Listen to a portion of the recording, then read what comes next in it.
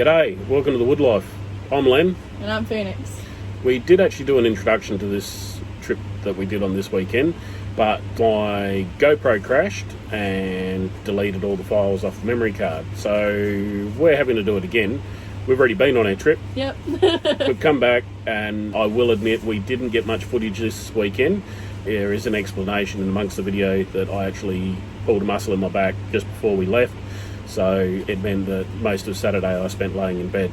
So hopefully our videos will become better from here on in. We're only beginning, so please don't hold it against us, and enjoy.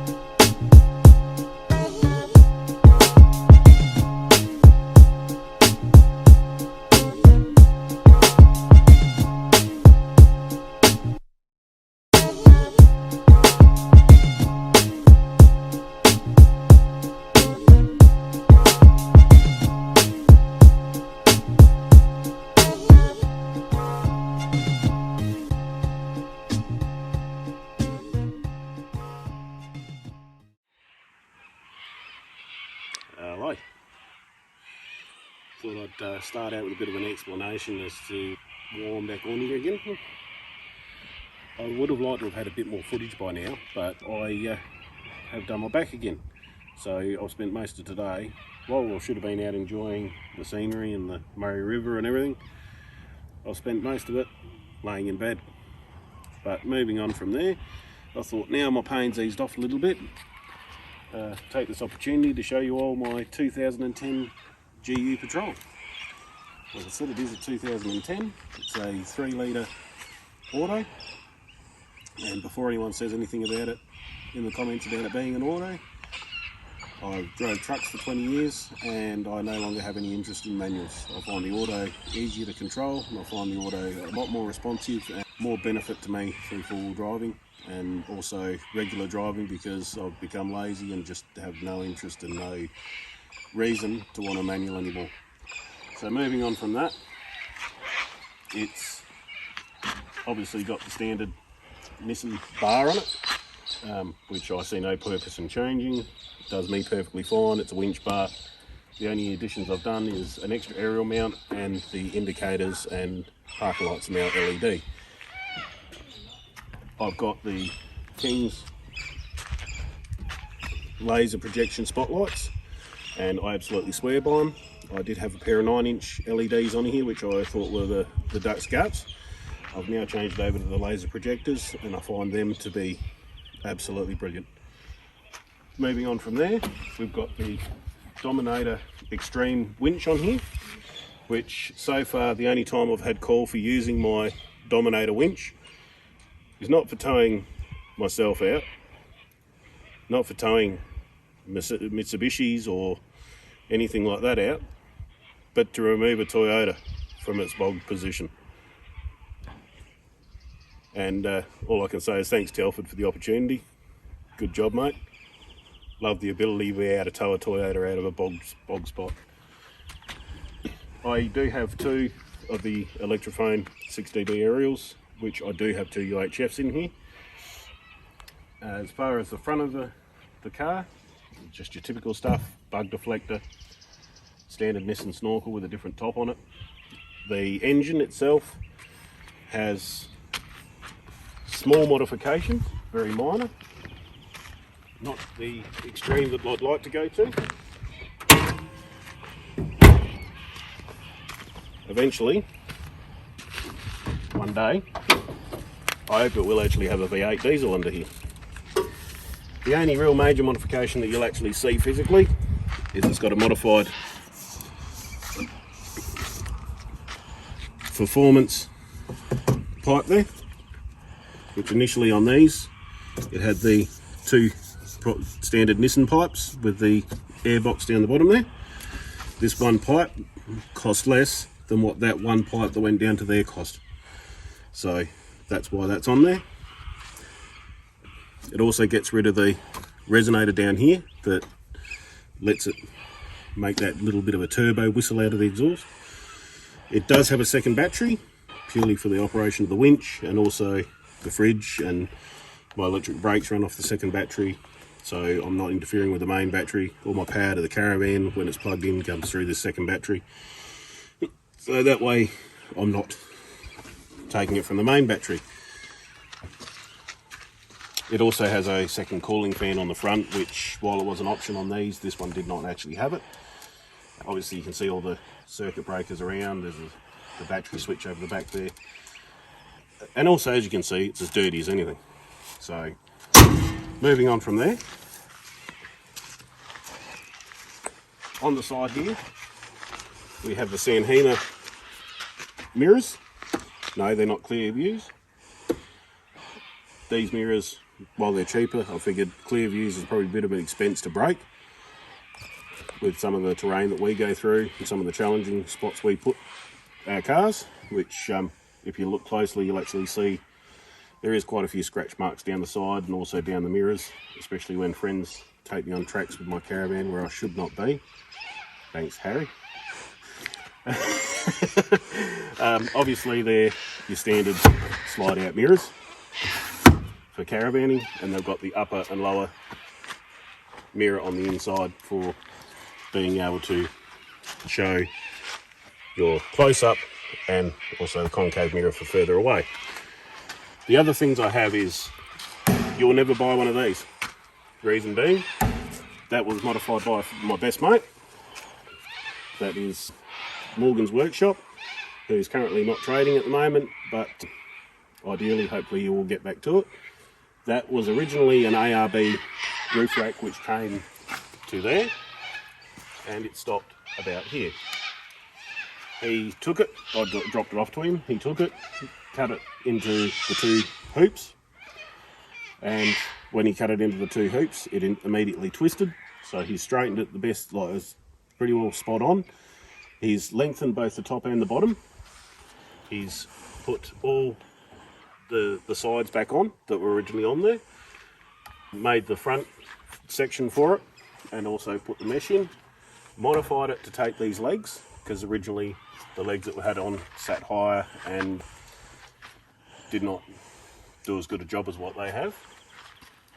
It also, on the back here, he's fabricated two more of these that look nearly identical, so they can sit around the back and match it all in, tie it all in, make it look really good.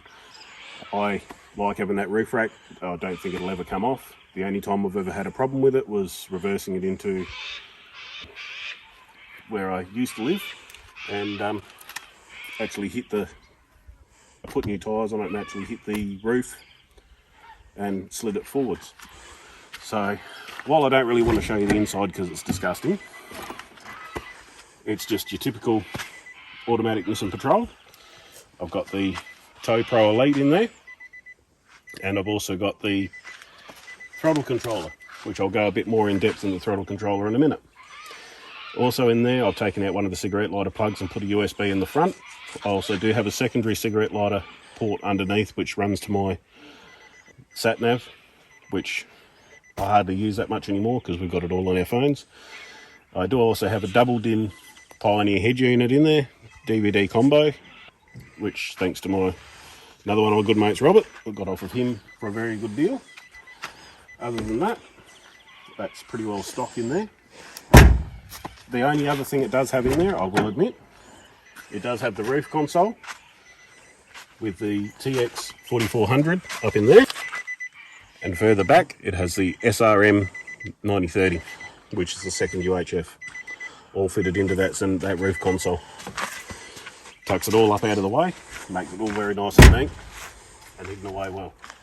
Obviously it's got the weather shields on there. Coming around the back, so back to what we were doing here, it's got the King's floodlights on the back. They're hooked directly to the reversing lights. As original, the only reversing light on this car was in there. It's no longer there anymore. We intend to put another set of aftermarket tail lights in it at some stage. I just have not got there yet. The tail lights that are standard on this vehicle are globes, and I started having problems with them with the bayonets corroding. So what I did was, rather than put a different rear bar on here, I thought about it a little bit, grabbed a hot knife, cut the back of the lens out, and it's now got two trailer lights, LED trailer lights in the back. So rather than it look non-genuine, it's still got the standard tail light housings there with the standard lenses, but behind that is two LED trailer lights. The only globes that are left on the outside of this vehicle are the third brake light, the two side indicators, and that's it. Every other light on this vehicle is LED. So as far as my stickers on the back here, I'll do a shout out to my sister, Annette. She's just come through cancer, hence the sticker. That's to support my sister. She's battling on quite well and things are looking good, so hopefully they continue that way. And just let you know, Annette, if you are watching, we're all behind you, we all support you, and yeah, like the sticker says, you know, whatever the cancer. No, I'm not going to swear on YouTube. Up the top there you can see we have a reversing camera. I've had that up there for quite a while. The people that originally had this car before me had one down above the tow bar so they could see when they were hooking up a trailer. That didn't work for me, so I've moved it up the top up there. Now, as I was saying before, the throttle controller, iDrive. They are now known by a different name now, but I will adamantly swear by the iDrive throttle controller. Reason being, I found the throttle in this to be a bit lagging when you're out on the road, but when you're in a forward driving situation, it was in low range, it was too sudden. There was too much there. So with the throttle controller, I can drop it back, so that way it enables me to, I can use nearly full throttle and the car goes very slightly above idle. Whereas out on the open road, in power mode, I can make it so that I can just touch the throttle and it's on full power. Not really a necessity, but for on the highway, but yeah, I usually use it in automatic mode. Apart from when I'm forward driving in low range, I drop it back to economy mode so it reduces the throttle.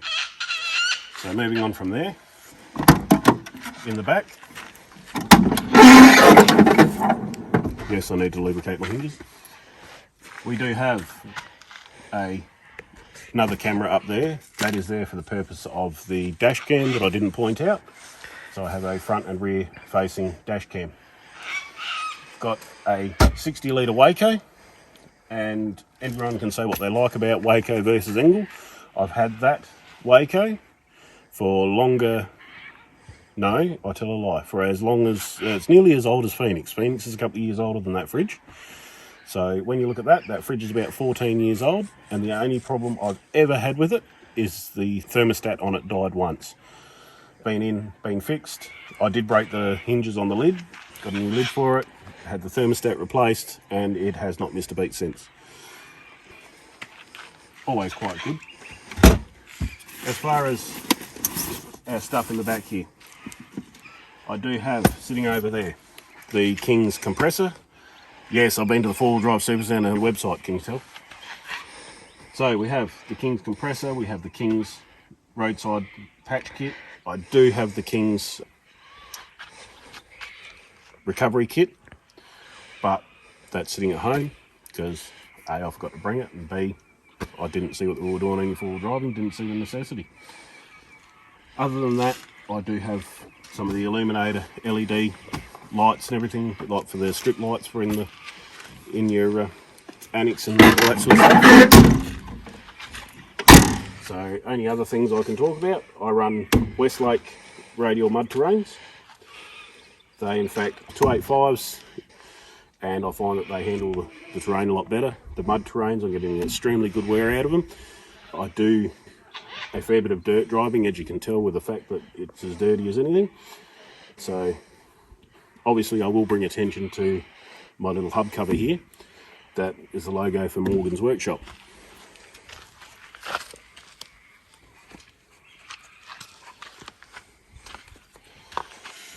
So leading to down to the bottom of the car, obviously I've got the standard square receiver.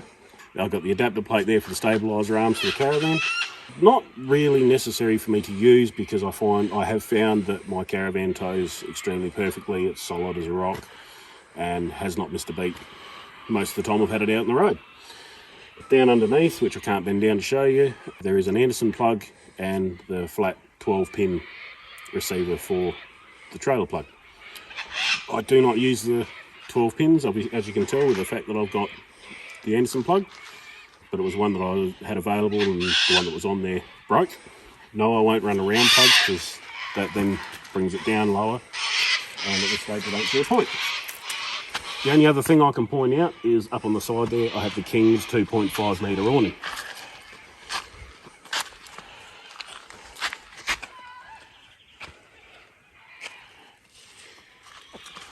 Initially when we started out, the girls and I, we used to use the awning quite a bit. I have a King's Big Daddy Swag, which the girls have two of the King's Deluxe. We don't use the swags so much now because of my back. I can't get down, I can't get up. I even find that climbing in and out of my daughter's Pulsar is a bit of a stretch because of how low it is to the ground. So hence the reason we did have a camper trailer. I've now sold the camper trailer and bought the Caravan. With the Caravan, we got here last night. I think the thing that took us the longest to set up was probably the awning. And that's a roll-out awning. So from there, it was pretty good, pretty easy to go set up. Additions I want to do to my patrol, there's really nothing. At the moment you can see the 6th and 7th seats are missing. They're sitting at home. I needed the room for putting stuff in the back at one stage for a trip, and I took them out and I'm just too lazy to put them back in. That's really about all I can tell you at this stage. Oh, one thing I did forget. My patrol does have a 3-inch stainless system from the turbo back, and that was done down at Virginia Exhaust, and it improved my economy. And no, it's not any louder, it's still quite quiet. So I was trying to avoid, it does have a muffler in it, I was trying to avoid having it loud. I just wanted a system that actually flowed well. But now experiencing how quiet it actually is, at some stage soon I will actually have it go, I'll take it down and get a muffler delete done. Reason being, just to give it better flow, less restriction, hopefully better power, better economy. And you just wanted it to sound like mine? No, I don't want it to be loud. I do not need it to be loud. I'm 42 years old. If I want it to be loud, I'll go and get my Fairlane out. Yeah, but we all know that diesel soot gets the moot, mate. Oh, yeah, but you know, that's why I've got both. And for those times when I really feel like cooking a bit of rice, I've even got Phoenix's Skyline sitting there. When I finish it. That's only been waiting for like nearly 14 years. So, right, from there, not much else I can really tell you. I think I'll leave this video right here. And while Harry's hanging onto my phone, my star videographer, I might just show you my generator and then give you a guided tour around the outside of my Caravan. I will not give you a guided tour of the inside because it's personal. Well, not only is it personal, but I do actually live in it. So when we go away, my daughters, they don't live in the Caravan with me. They have a bedroom inside my parents' house. But when they go away with me, we share the Caravan, so therefore the cupboards are full of my stuff. It's a bit hard for them to do anything apart from use backpacks and stuff. But it's a mess inside at the moment, so I'm not going to show you that, but I will show you the outside. So out here on the Murray River, we're right next to the river where we're set up. What's this place called again? Castle's Landing. And how much did we pay for the night? $10 per car per night.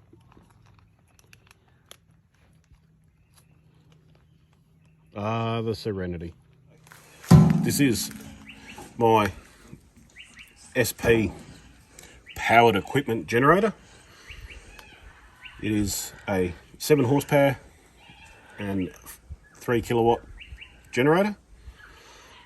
I bought it specifically for the Caravan, but at the same token I figured, well, buy a little bit bigger, and then if we do have a blackout, I do have a use for it at home.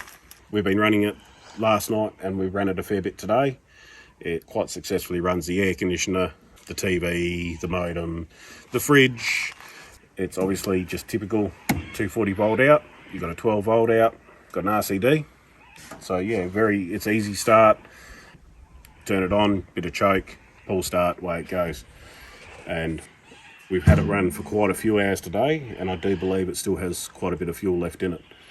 We only put 19 litres of fuel in. No, not even 19 litres of fuel. It would have been about 17 litres, I think. And yeah, it's been running most of the day, and well, for probably about 3 hours, 4 hours. It quite successfully done that without a problem. So moving on.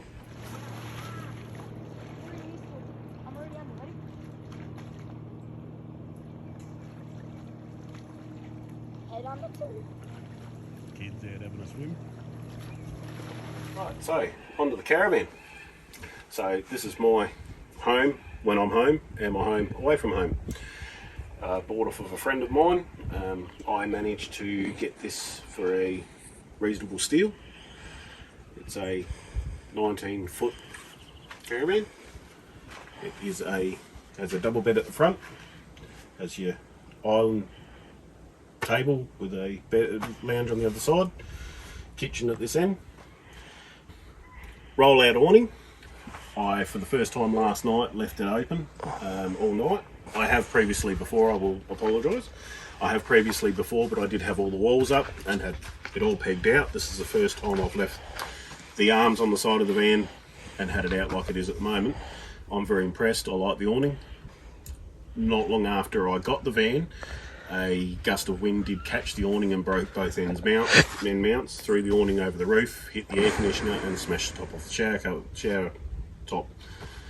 I've since had them all replaced. It's a new roll top, new ends, and the air conditioner and the shower top have been replaced. So moving around, things I've done to the Caravan, it now has LED lights for all the 240 volt lights inside. That is also a 240 volt light. We have the box down the bottom here, which is where I store the fishing rods and tackle boxes and everything like that for when we go away. In the front there is just your regular box for all your stuff to go in. On the front, dual gas cylinders, and this section here, you'll notice it has a handle on it. That is my hydraulic legs. The legs on this Caravan, I turn the dials, pump those handles, and the legs actually come down hydraulically. When I want to pack up, I simply turn another dial and then turn all those knobs open again, and all the legs lift up on their own. Basically, they have springs inside that let all the oil come back up to the reservoir, and then I can drive away happily knowing that my legs are up. So around this side, right here, as I said, up the top there, you can see the shower cover that was knocked off by the annex. That's the new one. On this side here, right here, is the ensuite. So inside there we have a hand basin, a toilet, and a shower. For me, I'm the type of person I prefer to have a shower regularly rather than just shower every now and again, and I hate salt water. Well, not so much the water, the sand. So I like having the fact of having a shower there to be able to bathe myself in. And having two daughters, they prefer to keep themselves clean and also use the shower as well.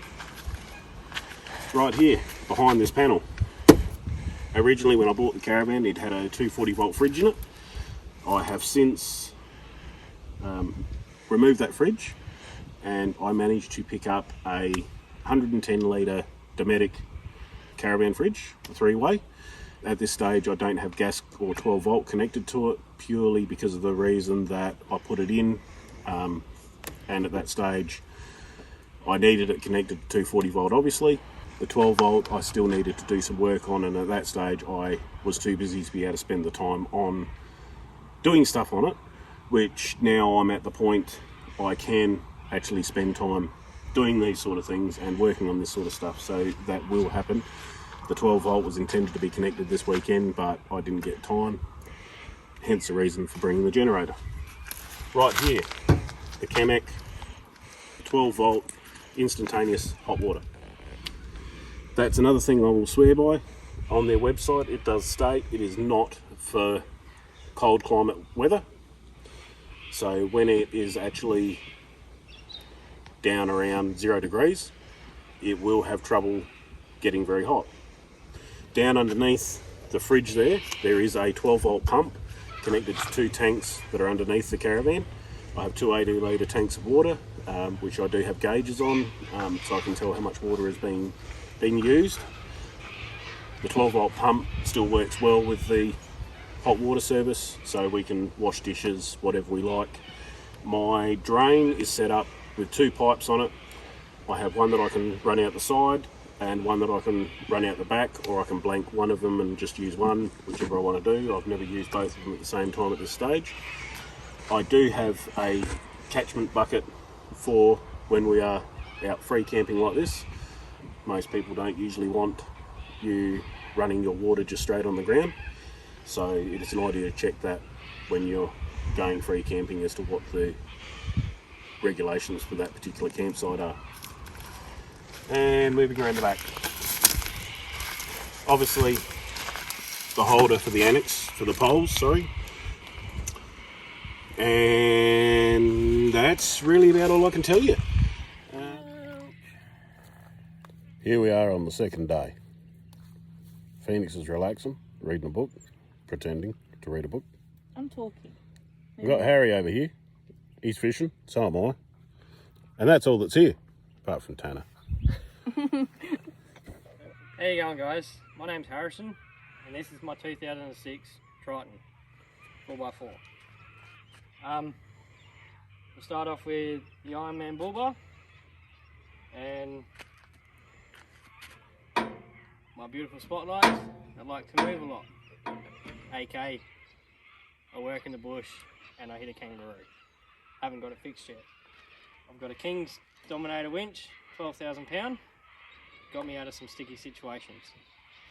I've got my GME UHF, I've got my Ironman snorkel, I've got a 2-inch lift with Ironman suspension, running scrub bars, side steps. And the only reason why I got the side steps is so my missus can get in the car. Now I'm running steel rims, and they're GQ Patrol rims. I'm not a patrol person, but they've been the best rims I've ever had. So, as we walk down, see all the lovely scratch marks on it? It does be used as a full drive. It's a full drive, it's also my work vehicle. As you come to the back, I've got my dog cage. I've got 2 Kelpies, which are my working dogs. I've got a 180 litre fuel cell on the back. I've got a 110 litre fuel cell on the back, so I run 180 litres of fuel for when I'm at work. I've got my roof racks and my basket for when I want to go away. As you come around the back here, I've upgraded my reverse lights, my tail lights, so I can see. And I've also put a 3-inch straight through system exhaust system on it. I've got my spare tyre sitting up here, so it's up out of the way. I haven't got much tray space left, but I don't need it for what I do. My suspension at the rear is Ironman again, but I've also got heavy duty on the rear because I do tow my legal weight, which is 2.3 tonne at work, so I need that. For a small vehicle, for a small 4-wheel drive, and as a ute, haven't had any issues with it. I see lots of people who bag me out about owning a Triton. I've got just as many places as other people, or even further than other people. Never had an issue with it. Love this vehicle to bits. So, a very underrated four-wheel drive, but also a very versatile four-wheel drive. And that's basically my four-wheel drive